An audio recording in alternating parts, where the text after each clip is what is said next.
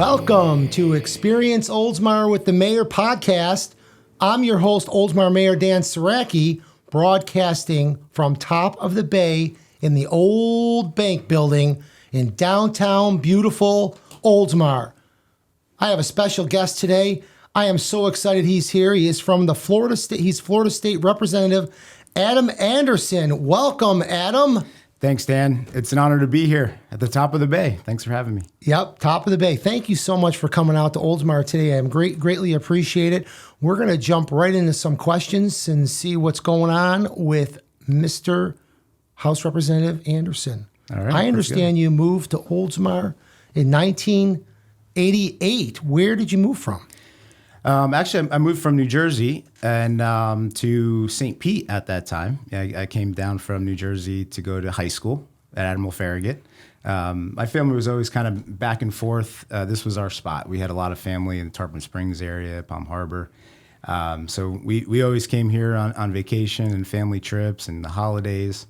So it was kind of a natural place to migrate to. Went to high school there in St. Pete at Admiral Farragut, and then just never wanted to leave. Ended up going to FSU for college. That's great. Yeah. So I see here you did attend Florida State University. What year did you graduate, and what was your major? I graduated in 2005 and had two degrees. Got a degree in real estate and a degree in finance. Actually ended up working both those fields, still do today, which I know is pretty uncommon. Not long after I graduated, ended up actually moving back to New Jersey for a little while in between, finally coming back to Florida for good. So I always joke when people ask me that I left once, I'm never going to make that mistake ever again. Yeah. So when you went back, did you go back because you love snow? I went back because I loved a lady. Oh, there you go. Good answer. Good answer. Yeah. That's the way to do it. All right, let's talk about politics. What led you to consider entering the arena? Yeah, that's a great question, Dan. I get that question all the time, and it's hard to answer in a couple quick sentences. But I'm largely a political outsider. I never had any intention of running for office. Was never really involved in politics all that much, especially at the local or state level. I've just been a small business owner my whole life. And our company was split between offices up north in Parsippany, New Jersey, and then here in Florida, in Tampa. And during the pandemic, I really realized how polarizing the state policies were and how the different states handled the pandemic, where our office in New Jersey was pretty much crippled. Our business was almost completely shut down. The office was shut down, of course, for almost 2 years, actually a little more than 2 years. A lot of the schools were shut down too. But we were thriving here. So it really made me realize how important good, strong, solid local leadership is. And that motivated me to get involved in it. And we were doing some great things here in the state during that time. We still are. And I wanted to be part of it. Well, I remember you calling me. I don't know if you remember that. You said, hey, I was a council member. Yeah. And you said, hey, I'm going to run for the House. I want to have lunch. And we got together, and I was like, who's Adam Anderson? I've never heard of you, And then we met, and ever since then, we've been friends. That's right. And I supported you 100% all the way to the finish line. So congratulations on that. Thank you for that. So this is your first term elected to the House in 2022. What district do you represent, and how long is your term for? I represent District 57, which I came in right during redistricting, or right after the redistricting, so it was formerly District 65. Well, 57 is most of what was District 65. Mm-hmm. In fact, if it had stayed the same, we probably wouldn't be working together because Oldsmar was not part of that district. Right. So I'm happy that happened. The new district, it covers all of Oldsmar, Safety Harbor, Palm Harbor, Tarpon Springs, and the northern part of Dunedin. Mm-hmm. Perfect. Yeah. I'm glad you're still in Oldsmar. And that's great. How does your office provide assistance for businesses? Well, Dan, I'll tell you, I have the very best staff in the Florida House. My legislative aide and my district aide are absolutely first class. They provide all kinds of services to our entire district, not just to businesses, really to anyone. Mm-hmm. They act as a liaison between our constituents and any of the state agencies. So permitting issues, licensing has been a topic, especially for contractors. So we're working with them to work through some of that red tape and actually hopefully eliminate some of that red tape for a lot of the licenses. But a lot of times constituents will call or come in and they have issues with things that are not really state issues. You know, sometimes they're more local issues or county or even federal. So we'll match them with the right resources and make sure that they get the help that they need. You know, rather than just send them there, we'll hold their hand through the process or make sure that the right people are getting in touch with the constituents. That's great because as mayor, I work with different situations with citizens. I can't imagine, and businesses. I can't imagine you're probably in a different level. So because you've got the whole big area. Yeah. Safety Harbor and all Palm Harbor too. So it's a great district. You know, I always say it is the best district in the county, and the county is the best. Pinellas County is the best county in the state, and the state is the best in the country. The country is the best in the world. So we're in the best place in the world. I agree. So what bills have you initiated since you've been elected? I mean, you've only been 2 years now? I'm actually just finished the first year. All so right. We've had one session. We're about to start our second session. So we're starting to look into what some of the bills we're going to work on for this upcoming session are. But some of the ones I'm most proud of getting done last session, my first session, I would say the very first bill that I filed was our 9/11 Heroes Day bill. And that ensures that students in middle school and high school throughout the whole state will learn about the events of September 11th on September 11th each year. So being originally from northern New Jersey, it was something that was very personal to me. Where I lived as a child, pretty much everyone knew someone that was affected by the events of September 11th. Pretty much everyone knew someone that died on September 11th, either that day or in the years following from getting sick, or volunteers that helped with the cleanup efforts. And I realized with my own kids, if it wasn't for us teaching them, they weren't learning about this. And, if you fast forward to where we are today, we have a whole generation of students and even some teachers that weren't alive on September 11th, 2001. So if we're not teaching it in schools, how are kids going to learn these firsthand accounts of American patriotism and these heroes that arose from the ashes of September 11th? So really proud that we got that done with bipartisan support last Great session. job. Yeah. I remember coming up to Tallahassee and with my wife Paula, and we were up in the balcony. Yeah. And you stopped it and you recognized us, and that was great. I really did appreciate it. I want to thank you for that too. Oh, that was an honor. One of the fun things we get to do in the House is, we might be debating a controversial bill maybe, and we can pause to recognize some other dignitaries that come into the chamber. So it was really wild because everyone was clapping, and it was just something I've never experienced. I wanted to share that, but yeah. Come back this session, sit on the other side, and you can get a different view of it. There you go. I'll be over there. Okay, can you share a few of your community assignments? What are you doing up there? Sure. Number of committees. We all serve on a handful. Typically, anywhere from three to five committees. The few that I'm most involved in, I would say, first is our insurance and banking subcommittee. Insurance has been a real hot topic for the entire state, but especially in this district. Premiums are skyrocketing. It's probably the single biggest issue that faces most of our constituents. So very important work that's being done there. A lot of the work that we've done will take 15, 20 months or so. So we took some pretty bold leaps last session with some tort reform. So we're optimistic that that's going to bring in some more carriers into the market. I think we've up to 4, maybe 6 that have been approved to do business in the state. So rates are still jumping, but we're optimistic that should stabilize it. And I remember when we were working on that legislation, a lot of people were saying that, well, this is going to avert a crisis in the state.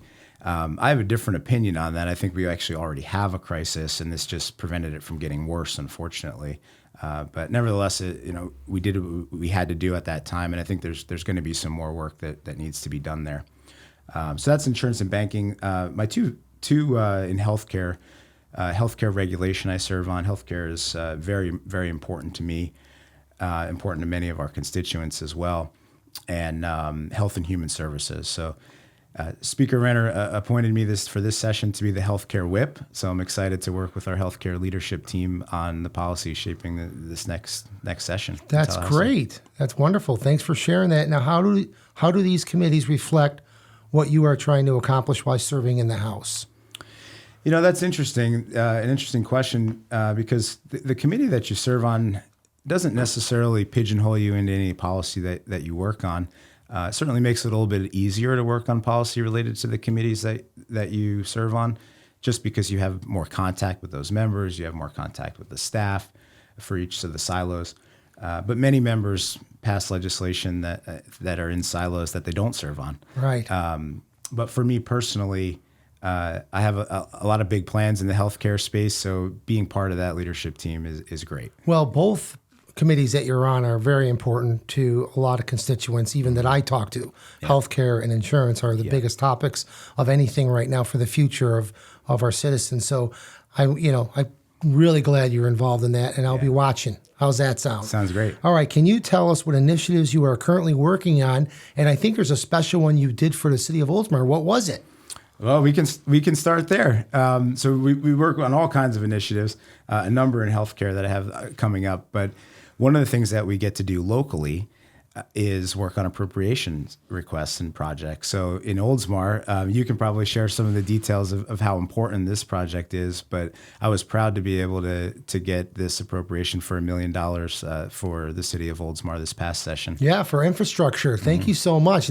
And you are going to be presenting that to us. We're at City Council meeting. Yes. We are so excited to have you and your staff there to present that to us. And we have a really big check. I love it. Not only the dollars, but the size. I love it. We'll make it into a paper airplane. I don't know if you'll be able to do that. But yeah, you know what? The city of Oldsmar really appreciates your hard work for that appropriation. I know last year when I was in Tallahassee, you and I were talking about it, and you're like, I'm going to get it over the finish line, Dan. Don't worry, I'll get it over. And you did. You worked really hard. And the city of Oldsmar really appreciates, all you do for us. And like you said, it's your first year. And for you to accomplish that, I was really impressed. So thank you. And again, I'm glad you're here to share that $1 million. I'm excited to come and present it. Yeah, cool. All right. So what other initiatives? Anything else you want to share?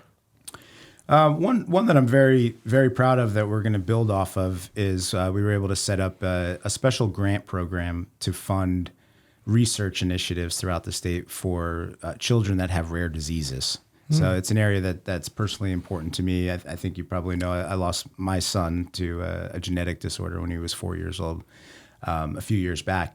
And truthfully, it's not something I planned to work on when I got to the legislature. And I told you why I ran as a business owner. Yes. And, but when I got there, I realized this is an area we can really have some significant impact in. And I think it's really become my purpose to the time that I spend in the legislature will be to advance these initiatives to improve healthcare for children across the board. Thank you for sharing that. Wonderful. That's fantastic. So you were recently elected vice chair for the 2024-2025 Pinellas County delegations. Congratulations. Thank you. Why don't you tell us a little about that? What happened there?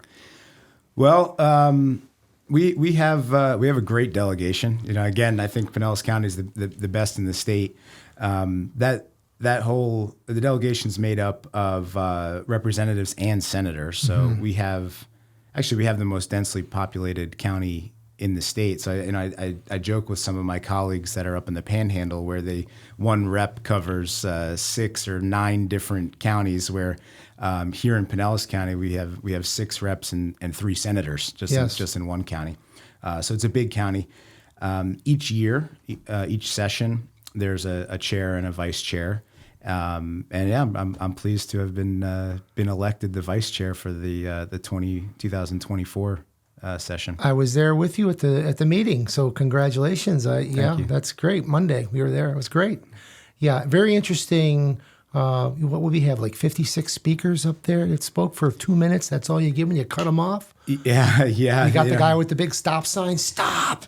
Yes, that's that is how it goes. Unfortunately, it sometimes becomes just a math equation. We have this many speakers. This is how much time we have the room for. So you divide it by the number of speakers, and that's what everyone gets.